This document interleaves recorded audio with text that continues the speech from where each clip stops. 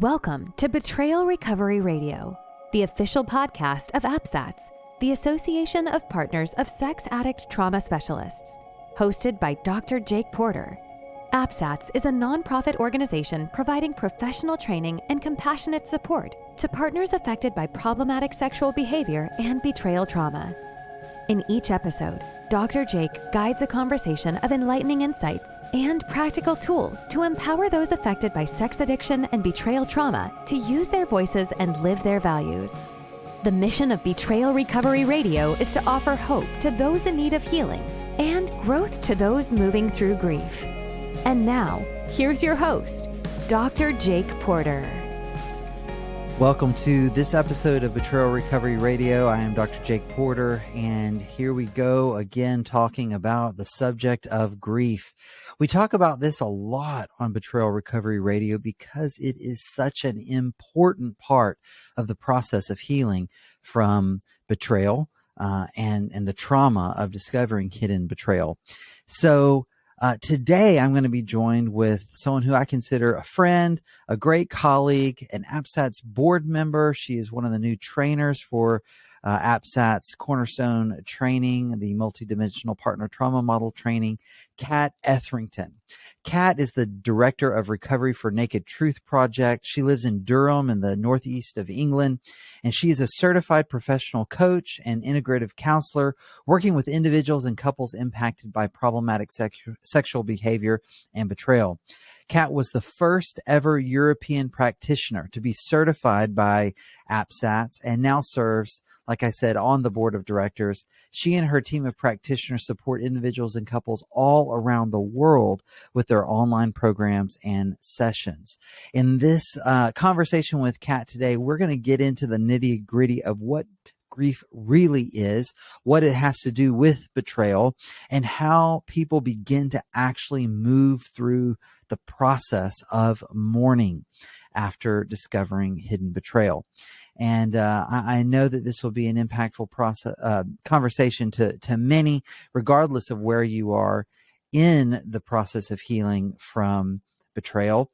But I do want to just mention it's especially going to be relevant for those who are right in what we might call the messy middle, that messy middle. So you've discovered what's happened. Things have settled a little bit from the initial disruption of all that's going on. Maybe you've already received a formal disclosure, but you're not at the place of feeling the healing, feeling the renewal, feeling the growth. You're in that messy middle. Grief is often what we are facing at that time. I always tell my clients, grief is where the healing happens. It's hard. It's sticky, it's tough, it's difficult, and yet it is where the healing happens. And so today we're going to talk about that and give some helpful insights into how to harness the power of grief for your own healing. I also want to let you know that Kat has generously offered some discount codes for any listeners here who want to take advantage of her upcoming retreats for women, grief retreats, here in the U.S. and in Australia, and also a couples retreat here in the U.S. She's offering discount codes of $100 off the grief retreats and $200 off of couples retreats. You will find those discount codes in the show notes below. Hey, before we jump into that conversation with Kat, I do want to thank APSATS, the Association of Partners of Sex Addict Trauma Specialists, for sponsoring this podcast.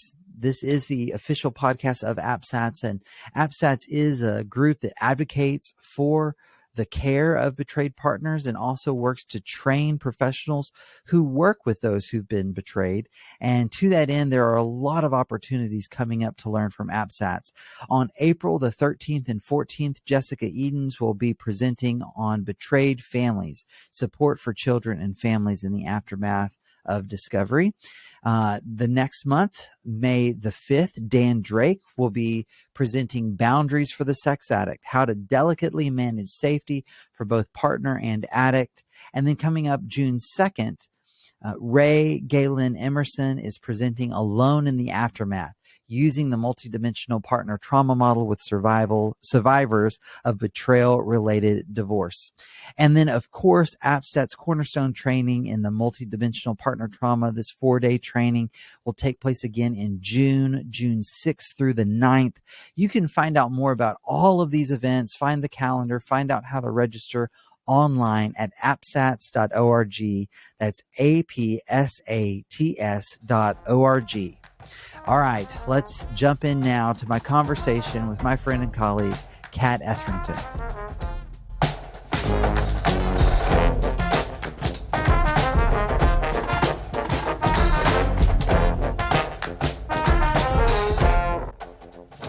Well, hello there, Kat. Hi, Jay. Good to see you. Hi. How are you? I'm well, thank you. Pretty good. Good. Well, welcome to Betrayal Recovery Radio. We are really glad that you are here today and talking about this really important subject of grief. Yeah, I'm so glad to let's be just let's just start with that big picture. Why are we talking about grief today? Why and how does that link to the experience of betrayal? Yeah, I think that's a great question, because I think a lot of partners are asking that question, like, why are you even bringing up this idea or a topic of grief? And couples similarly will be asking that same question. And I think as a person who's experienced betrayal, that was a question that I had, like, what does grief have to do with this experience? Mainly because in the beginning, I was angry. I wasn't sad. Yes. I was, there was the emotions I was experiencing in the beginning just didn't include or point towards grief. But I guess as I journeyed my experience and as I have walked with couples and women, you begin to understand there's that meme, isn't there, that does the rounds on the internet that says, I sat with my anger long enough and she told me her name was grief. And that's kind of my experience, that underneath those presenting emergency kind of emotions is actually a whole bunch of experiences of grief and loss and lament and just that kind of cry of, it wasn't supposed to be the way that it feels like it is. And so, yeah, I think talking about grief is such an important part of the journey for individuals and for couples journeying betrayal. Yes. Yeah, absolutely. And where does it sit in terms of that journey? Is it right at the beginning? Is it through the whole thing? How would you situate it for most people's stories? Yeah, and so most people who know me know that I work from the AppSats multidimensional partner trauma model. And so, in the sort of trauma recovery model, typically grief sits in that sort of stage 2 place, which is the middle between that traumatic experience of not being safe and all of the stuff and the very sort of practical stuff that happens in stage 1, and post-traumatic growth, which is, traditionally what we would put in stage 3. However, I mean, that all sounds really nice and neat, doesn't it? Well, it just sits in stage 2, and that's where it belongs, and it's a nice linear process. But actually, what I have found is that at best, you're looking at kind of woolly edges between stage 1, 2, and 3. And actually, it might be that they're sort of more layered on top of each other in some kind of staggered way. And so, I mean, traditionally you'd see it put in stage 2, and Judith Herman in her model put it in stage 2, which is the model that Barbara Steffens adapted for AppSats. But yeah, I guess I often think about grief as being the messy middle, or the tricky middle piece, and it can bleed into both ends as well. And for couples, I would say it's probably a bit more of a weird, wavy experience, because it can be trickier for couples to find the places where their grief overlaps and connects. And so, it's probably even less obvious where it sits for couples specifically, although we know it's somewhere in that middle piece. Right. Yeah, I completely agree. And yeah, also using that multidimensional partner trauma model of AppSats. I love the emphasis in that model on how safety and stability comes first, because one of the things we know about grief is I have to feel safe in order to grieve. Right. So it's not that the loss hasn't happened or there's no grief earlier on, but for me to actually engage in this process of grief, I've got to feel safety and stability in place to enough of a degree to let me do that. Right. And we often, when our guys in our recovery groups, and we have groups that specifically focus on the relational aspects of recovery, and they'll be like, oh, we've done all this really great safety and stabilization work, and now my wife got really sad, and they feel like that's some kind of mistake, like that's gone wrong. And I often say to them, that's actually a really good sign. If she is able to access the depth of emotion and the vulnerability that engaging with grief requires, it probably means you've done some good stuff in that stage 1 safety work, because we can't go there if we don't have that. Absolutely. I agree too. I always tell them it's a sign of progress. And one of the things I share, and this helps both those who have done the betraying and those who are going through the experience of processing the betrayal, is I try to help them learn to distinguish between a trauma trigger and what I call a grief wave. Because I think it's unhelpful if you mesh them all together. There's, she's still getting triggered. I'm still getting triggered. Well, but what I experience in working with clients is those phase 1 safety and stability triggers, they're more hypervigilant, keyed up, on edge, fight or flight, right?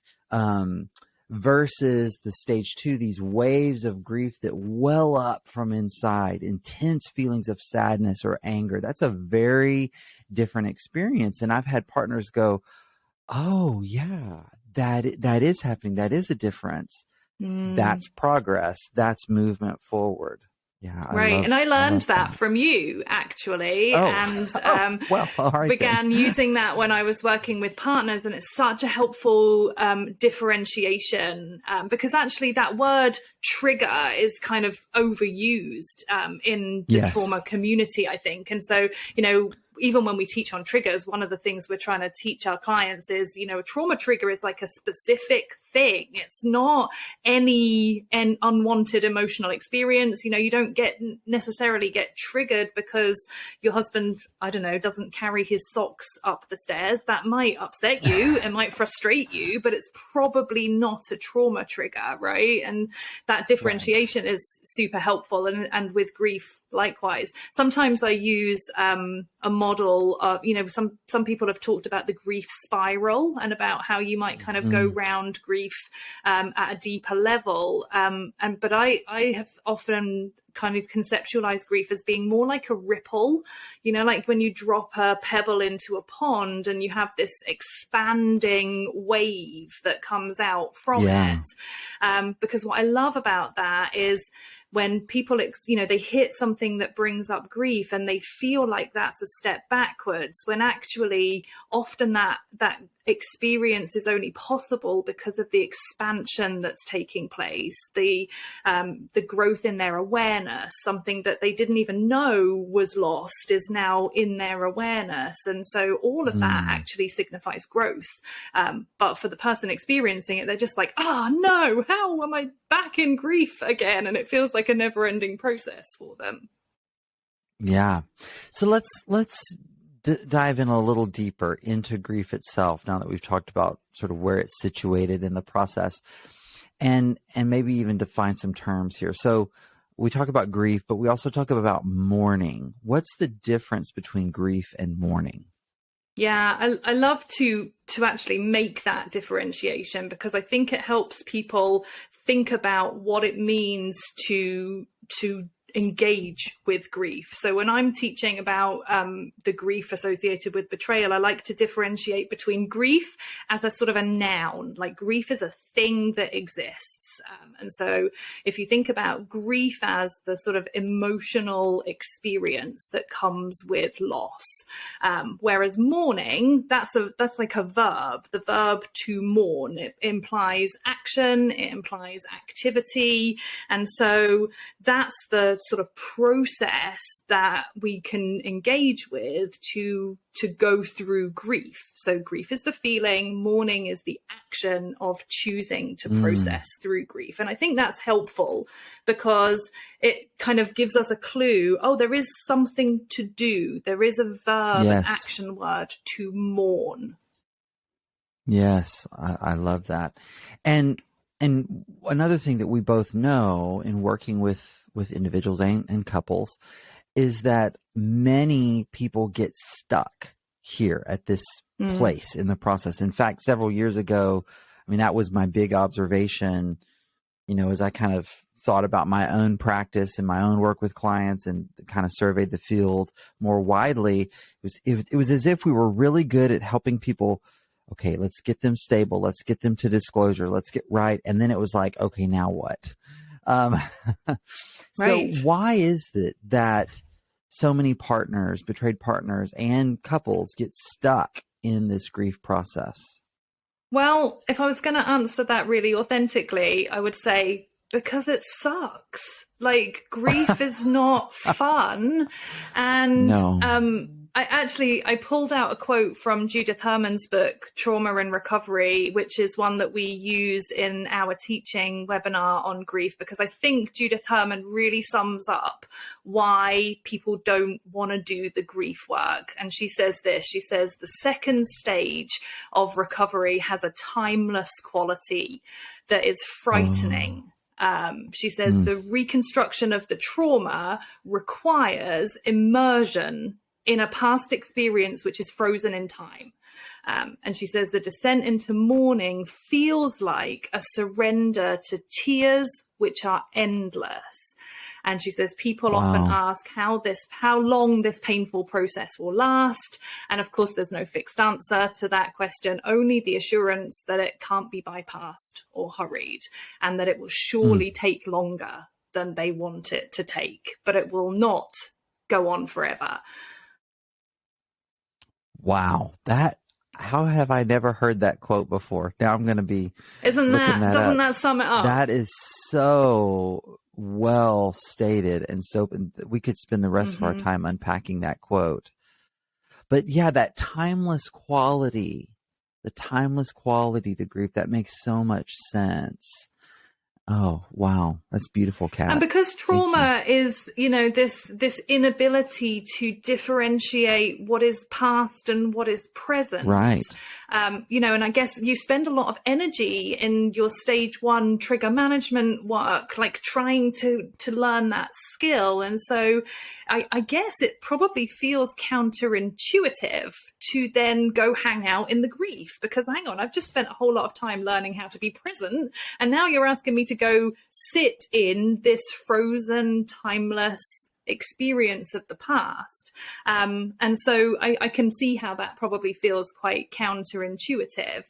And of course, it's a much more appealing message to say, okay, well, let's rebuild.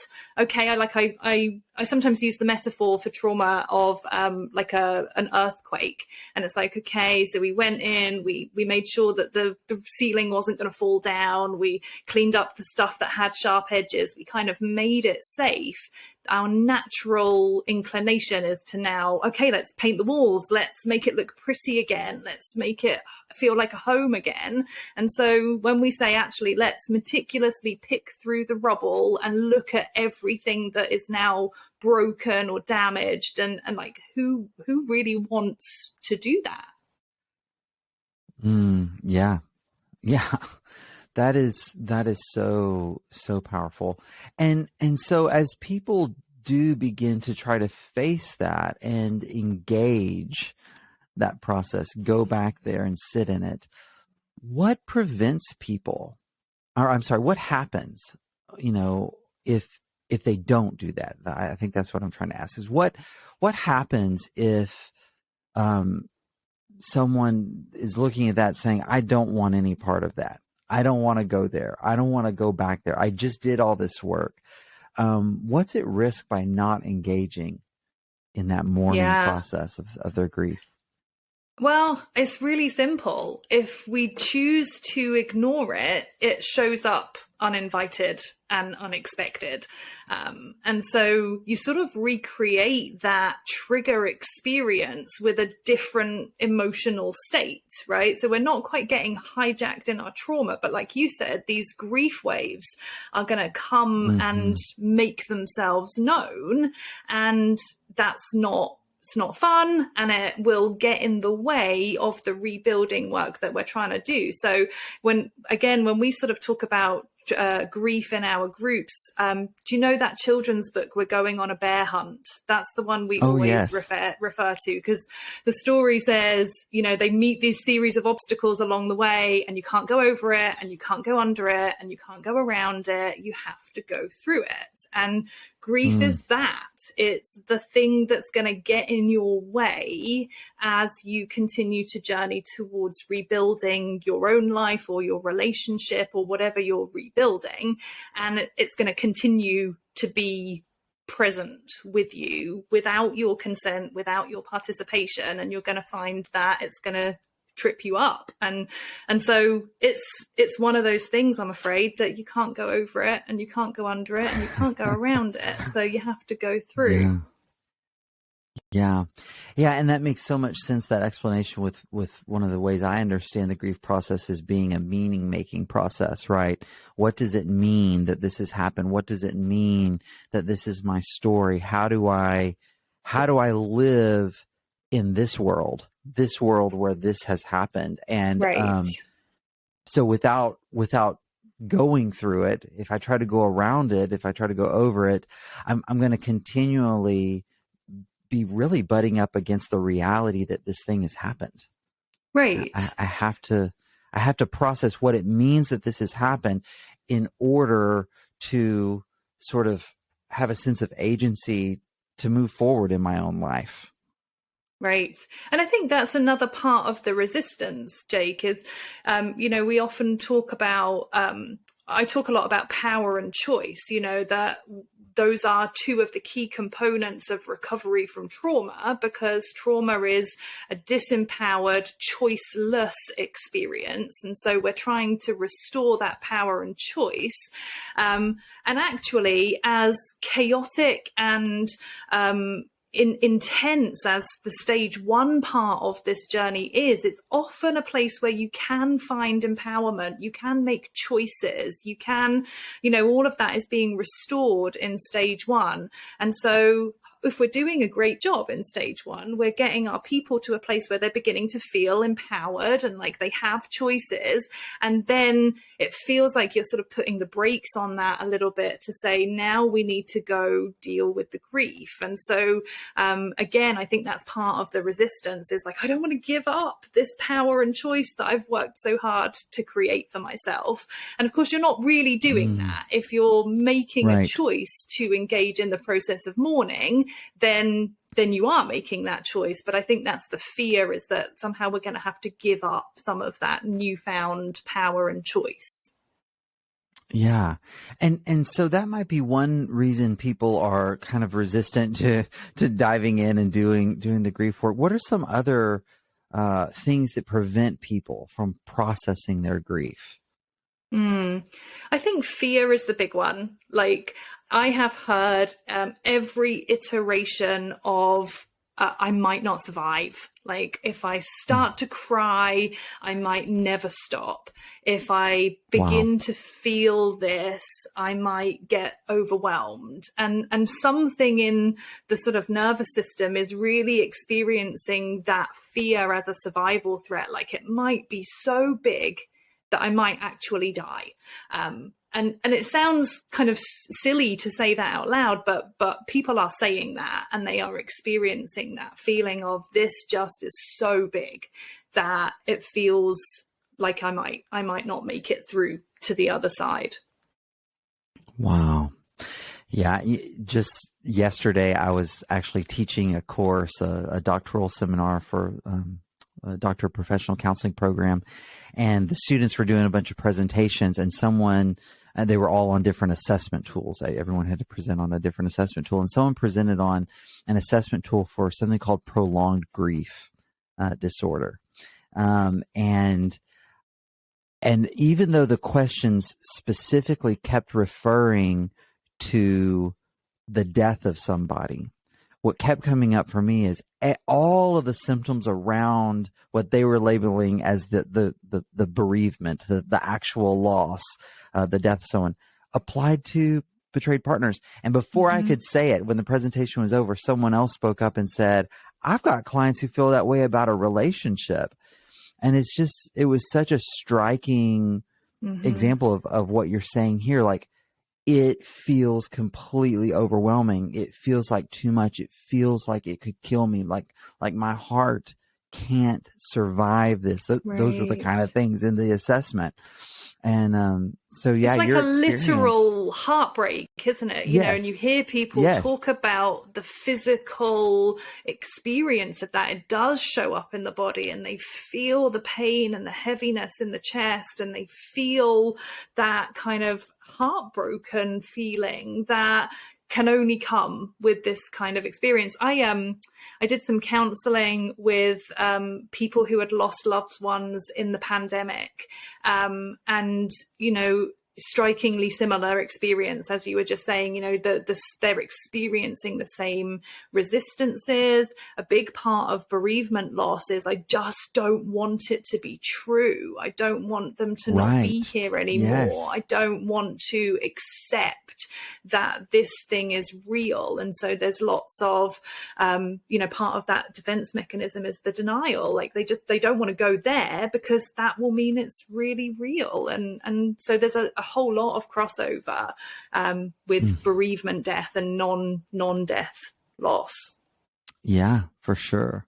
And also that's one of the symptoms, if we want to use that of how is the world continuing to go on around me, right? That's another big one that I've experienced, both when someone has lost a loved one, but also after the discovery of betrayal. The world just keeps going for everyone else, and they just feel stuck, just frozen in the trauma and the tragedy of what's occurred. Yeah. Wow. Yeah. Well, what can people do to begin to work with their grief and enter a process of mourning? You know, if someone's listening right now and they're thinking, yeah, that's me, that's where I am, that's my fear, I haven't wanted to go there, how can they begin to engage in this process? Yeah, I think the big thing, and the reason why I like to differentiate the feeling of grief from the process of mourning, is so that you can make an empowered choice to engage in the process of mourning, right? It's not like grief is almost like a passive thing. Like, grief happens to us. We feel it. We can't control that feeling. But mourning doesn't have to be passive. Mourning can be something that we can choose to be intentional about, that we can kind of titrate ourselves to. We don't have to mourn everything all at once. We can take small steps in that process by making space and time to sit and engage with our grief. And we can sort of strategize around how we want to do that in a way that feels manageable, in a way that feels safe, and in a way that feels supported. So, you know, the first thing I think that people can do to choose to enter a process of mourning is choose to enter a process of mourning, and kind of surrender themselves to that process. But I also think a hugely important piece of that is, if I'm going to choose to enter a process of mourning, I want to make sure that I'm maintaining the safety that has brought me to the place of being able to access those feelings of grief. And so I really, really want a supportive, safe community around me who can hold me while I let some of that brokenness be seen, be known, and be experienced. You don't want to do this all by yourself. And I think that's another part of why people get stuck, is because they don't have, and you hear this a lot with bereavement actually, where there comes a point where, like, people are sick of hearing about this now. They're ready for me to be over this. They're ready for me to move on. And in order for that to be possible, we need to process it, but we can't process it because everybody's over it already. And so that keeps us stuck. And so, yeah, I would say let's choose to engage it, but let's create the right environment for that to be possible, for that to be manageable, and for that to be something that we can cope with so that it doesn't overwhelm us and it doesn't take us out. Yeah, absolutely. As I hear you speak to that point, what came up in my mind is that that's true of grief in general, about needing that relational context, needing other people, that the grief process, when we don't have that safe community and those safe relationships to be there, to hold us up, to support us, to be a sounding board. Grief, that mourning process, it doesn't happen effectively. That's true of grief in general. And I've definitely I've seen that to be true for betrayal in instances of betrayal. Yeah. Wow. And I think in the Western world, we're not very good at grief, partly because we have kind of individualized our society so much. So when you look back in history, when you look at other cultures, you will see a series of grief and mourning rituals that are communal and community focused. Yes. So, you know, you see these images coming out of African countries where they appoint people whose job it is to verbally and overtly exclaim grief, these wailers whose job it is to sort of mourn on behalf of the people. And, you know, in Jewish culture, they sit Shiva and they create this environment of mourning for the whole family and the whole community. There are grief rituals all the way through history and all the way through cultures that we just don't really do so much anymore. I was reading just this week about drive-by funerals, where, you know, and I appreciate there might be a necessity for that, but this is like, they're talking about, you pull up to a window and you sort of wave at the closest family members who are sitting in the chairs by the casket or the coffin, and that's it. And I'm just like, wow, we have divorced ourselves from the process of grief and mourning and the communal aspect of that to such a degree where now if I'm crying 2 weeks later, there's something wrong with me, that I'm not just over it. So I think there's lots to learn from the way that other cultures process grief and mourning. Wow. Yeah, absolutely. And as we are thinking through this topic of grief, another question: do you think that this process is different for individuals versus couples moving through it together? Yeah, for sure. And I was trying to think about, you know, knowing that I was going to talk to you, I was trying to think about what are the key differences that I see between, you know, people who are engaging the process of mourning themselves and a couple trying to do that together. And obviously, when you're trying to do that with a couple or facilitate that for a couple, it's more complex because you've got two individual people and two individual perspectives trying to find a way to come together. And I think one of the key things that struck me as I was reflecting on that is that you've got a person usually with an addictive or compulsive or problematic history, who usually has worked really, really hard to construct a whole series of mental gymnastics that help them keep that separate from this other thing that's happening in their life. So you've got denial, you've got compartmentalization. So you've got one person who's kind of really distanced from the grief and the loss and probably has never even thought about that. And then you've got this other person who has trauma, and trauma is about ruminating and reliving and intrusive kind of experiencing of this event. So you've got one person who's working hard never to think about this, and one person who's not able to not think about this ever.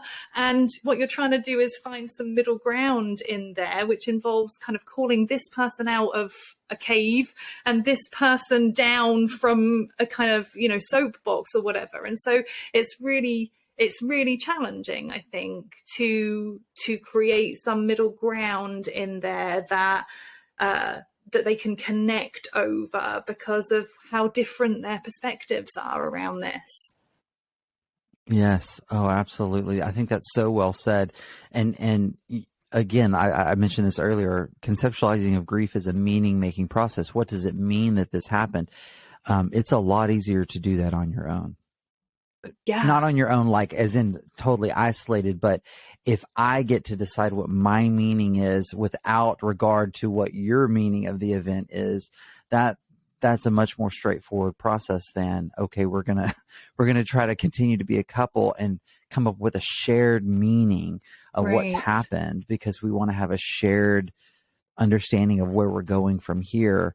Much more complicated. Wow. Right. Yeah. And you'll know this. I mean, the work that I do with couples is often, big part of what I'm trying to enable between the couples that I'm working with is even just an ability to articulate what is kind of going on inside of my head. So often they do have some sort of sense of where their losses are and some sort of sense of what that might mean for them. But to try to communicate that verbally to another person who's wearing their own filter of understanding and try to, connect in that space can be really challenging. And because the experience of grief is multi-dimensional and multi-directional, it involves the past, it involves the future, it involves the present, like just putting that in a sentence that another person can hear and understand and respond to is a real challenge. And so I think that's why the best grief work for a lot of couples happens with a third person in the room, so that we can help them kind of tease it out and say it out loud and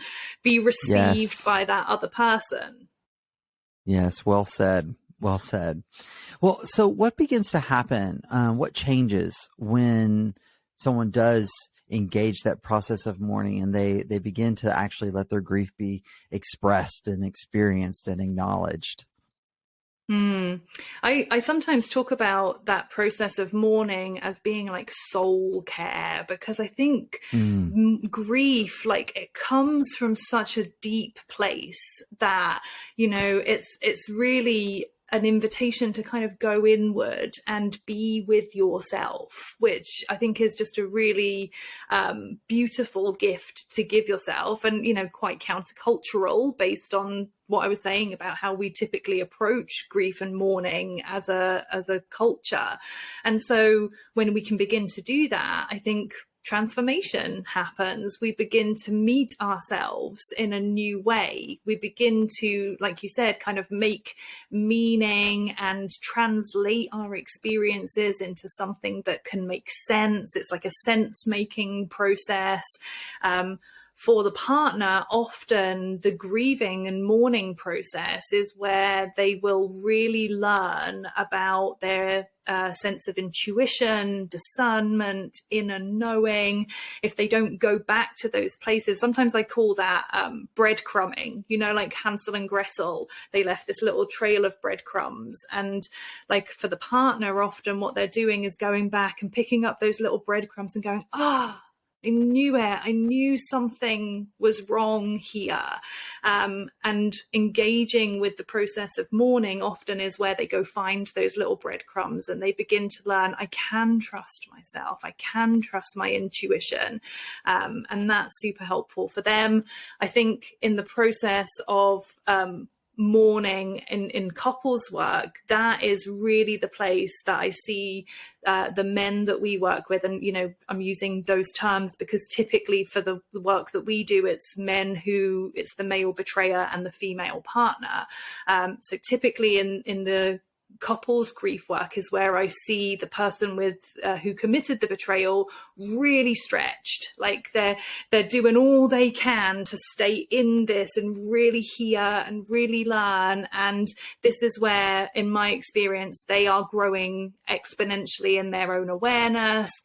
Because they've worked hard, it's almost like she's like pulling pulling the dots together, and he's going, oh, there's dots, like he didn't even know. Right. And so he's like catching up and learning, and you can sort of see it happening, like the eyes go wide and he's like, whoa, okay, there is so much more here than I knew. And hopefully, and often, this is a place where empathy really starts to blossom as they can hear, oh, okay, that's what this means. And so actually it's a beautiful process to watch a couple go through. It just feels really sticky and tricky sometimes, which is why people don't want to do it. Oh, so well said again, Kat. And I thought about a couple. It's been several years since I've seen them, but he was probably around 70. She was in her 60s, and he had been referred from a large treatment program where he'd spent a few months. So he came out. He had some really good, solid recovery tools. He told me in the first session I ever saw with him, look, I'm old and you can't keep teaching old dog new tricks, and I'm sober and I'm never going to do this again, but don't expect me to really, do a whole bunch of other changing and growing. And it was when he finally opened himself to joining her in grief that this real deep, like you said, transformation happened. And there's a moment that I recall where he just got overwhelmed and saying, this feels so new. It feels so different. It's kind of an aha moment. And it was a pivotal moment for his story and their story, because he finally entered into that place of grief. And I guess I'm saying that interesting. In case, go ahead. No, I was just going to say, and so I've had similar experiences, and what I see happen as a result of that is this kind of knock-on effect, because he's experiencing that for the first time in this kind of present day event, but actually once the person with the addictive behavior recognizes that grief and mourning is accessible to them, you begin to see that sort of breadcrumbing happening for them, and often they're going all the way back to their own childhoods and going, oh, that's right, there was some stuff I didn't get, there was some stuff I didn't know, there was some stuff that wasn't offered to me that could have made this really different for me. And so in finding their empathy for the grief of the partner, they suddenly access that compassion for themselves, and they can mourn a whole series of losses in their own life, which creates more personal transformation for them, and therefore translates into more growth within the relationship. So it's like unlocking the puzzle somehow. Yes, that's almost exactly what I was going to say, Kat. Yeah, if someone's listening, if someone's listening and they're like, and it's the person who did the betraying, and you're thinking, oh, I mean, I want to do it for my partner. Yeah, I love her, but oh man, that sounds awful. Well, It's good for you too. It's good for you too. It is facing these complex relational circumstances that opens for us the opportunity for our individual forward development, growth, healing. Yeah. So that's so good. So good. So let's say someone's listening, they're thinking, okay, well, I guess they look at their calendar and they think, hey, I've got nothing scheduled 2 weekends from now. I'll knock it out. I'll set aside Saturday and Sunday in a couple weeks. Could they do that? Is this whole mourning thing, is it a one and done process, Kat? Yeah, I mean, wouldn't it be great if I could say yes to that you could just go do some journaling, just write some stuff down and be done. I wonder, even as we're having this conversation, there are lots of aspects of like recovery that, that's interesting language, isn't it? That feel like they are lifelong adventures. And I wonder if grief and mourning isn't actually one of those places where, I was talking about that ripple earlier on, where, as we continue to grow and develop, as we reach the limits of ourselves, as we reach the limits of our skills and our knowledge and our awareness, I wonder if they're not the places where we will continue to recognize the need for mourning, just as people in general, people raised in imperfect families and imperfect cultures. I wonder if mourning is more of an ongoing process of renewal of the self in some way. And I know that sounds like really romantic and kind of idealistic, but I do think that the growth that comes through, who is it? Somebody says, don't they, like life is a series of deaths, or being in relationship is like experiencing a series of deaths of the person that you know. And I think that's right, that as we continue to grow, we continue to let go of things that are not really who we are, and sometimes that will come with loss and mourning. So sadly, not a one and done process, maybe not a forever process. That's me kind of thinking out loud a little bit, but there are definitely ways to make meaningful progress if you choose to step into that. Absolutely. And so let's get practical here. What are some ways that people listening who know they need to do this, that they can actually begin to mourn the losses they have around betrayal? Yeah, I mean, like I said, there are some sort of environmental factors that I would want people to have in place first. You want to be in a supportive environment with people that can hold you up. And so if you don't have one already, go find yourself a group of safe people, a community where you can dig in. And, we have online communities, and actually, interestingly, we found that there's something about the shared energy of being in the same space that feels really important for grief and mourning, that sort of ability to feel through it with somebody. And so ideally, I think that, if you're going to do a big chunk of grief work, that's better done in person. And a really practical way to start, and the way that we often start with a lot of our clients, is let's just make a list. Let's make a list of all the things that feel like they're lost. And maybe we'll categorize those into things that feel like they're lost forever. Like those are gone forever. And going back to that analogy of like the rubble, I think of it like this. It's like my house was shaken by an earthquake and stuff fell down. And as I pick through the rubble, I'm going to pick up items, and I'm going to be able to assess, is that broken beyond repair? And if it is, it might need to go. Is it something that maybe I can fix up in some way, and it might have some use again in the future? Is it something that I could repurpose in some way? And so I think actually that this kind of process of just figuring out what's lost and gone forever, what's different but still has kind of a sense of loss attached to it, what's salvageable and reusable, and what does that look like? And I think that's really what we're doing in the process of mourning. But as a place to start, it can give you an inroad. Yeah, that's good. Thank you so much. And you mentioned safe community for mourning. You mentioned y'all have some online communities. I know a lot of our AppSats colleagues do groups and that sort of thing. But what are some other specific places people can find a safe community for mourning? And I know that you have some very specific opportunities coming up for people who might want to engage in this work. Could you share about that? Yeah, thank you.